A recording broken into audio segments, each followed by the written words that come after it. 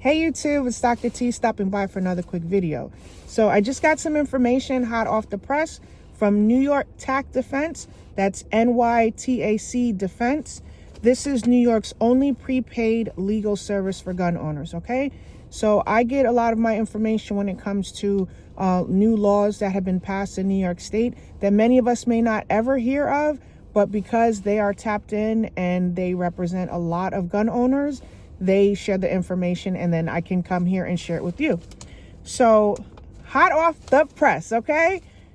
Governor Hochul last month, she signed into law an amendment to the New York State criminal justice law that requires police officers responding to a family offense call at your home, guess what guys, to seize all weapons in the home. So if there's a domestic dispute, an argument, anything where the police are called and they show up at your house, they can confiscate your weapon. So just to be clear, some of the weapons that were listed are rifles, dart guns, shotguns, black powder shotguns, antique firearms, imitation weapons, tasers, etc. and etc. Anything that they feel would be considered a weapon. And this is even if no one is arrested, okay? The law seems a bit convoluted, and any weapon in possession of a person arrested for commission of the family offense, or get this, in plain sight. So maybe that wasn't clear. Let me just make it a little bit clearer. This law is not straightforward. It's not clear. It's not so that everyone can understand it. So it's a little murky, right? But any weapon in the possession of the person who would be considered the aggressor is up for confiscation, okay? So get this. Also, anything in plain sight. So as, you know, gun owners, sometimes we like to have displays. It could be of a replica firearm, or it could be like a real, you know, firearm that works, right? Any of those things can be confiscated, and there are 3 circumstances in which that can happen. So the first one is, it says, pursuant to the consensual or other lawful searches, there are 3 circumstances, okay? The one that applies, the first one is the victim feels threatened. So if the victim feels threatened and you have a weapon in the home, the police can confiscate it, okay? Number 2, if the police feel that the confiscation is necessary to protect the victim, then they can take it also. And then the next one is to prevent any risk or further violence, okay? This is crazy.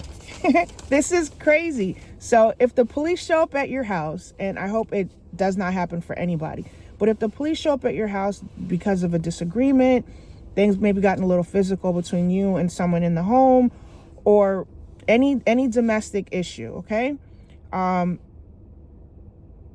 It is crazy that they will confiscate your firearm, even if no one has been arrested, okay? So please avoid any conflicts, any issues that may possibly arise, avoid them, okay? I said to someone yesterday, as a legal gun owner, we have to walk a fine line. Anything that we do can be used as a way to disarm us, okay? Anywhere from these, you know, ridiculous red flag laws, and now this law that they like crept in and didn't, you know, announce it to anybody. So again, I'm not surprised by anything that our governor does, but I just want to come here and make you guys aware of these laws that have been passed. My recommendation to residents in New York State, because we are not permitted to have USCCA, get New York TAC Defense, okay? If you are not in the position where you have a lot of money on hand, I highly recommend that you get a prepaid attorney, okay? The New York TAC Defense has lawyers that are the best in New York State when it comes to your Second Amendment rights. They're not paying me to say this. I just know that there are people who have gone through them and their outcome has been successful.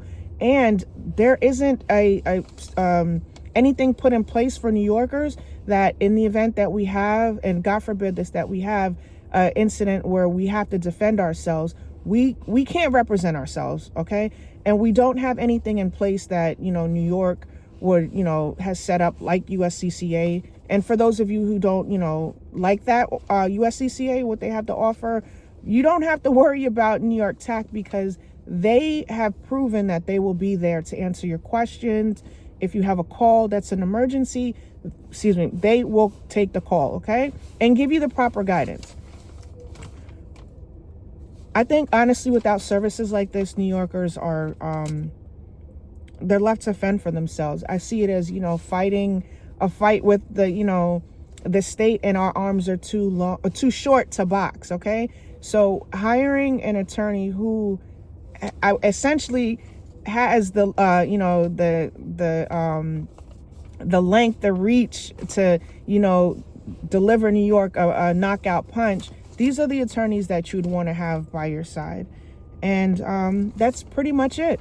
I just recommend you guys, encourage you, and I recommend that you brush up on the laws that are here in New York State, so that you do not become a victim, and you do not give your guns away. You do not fall into any traps that are set to, you know, take your guns. So please look into New York TAC Defense and brush up on the New York State laws that are popping up that they're not sharing publicly with us, okay? So please like, share, and subscribe, and I'll talk to you soon. Bye.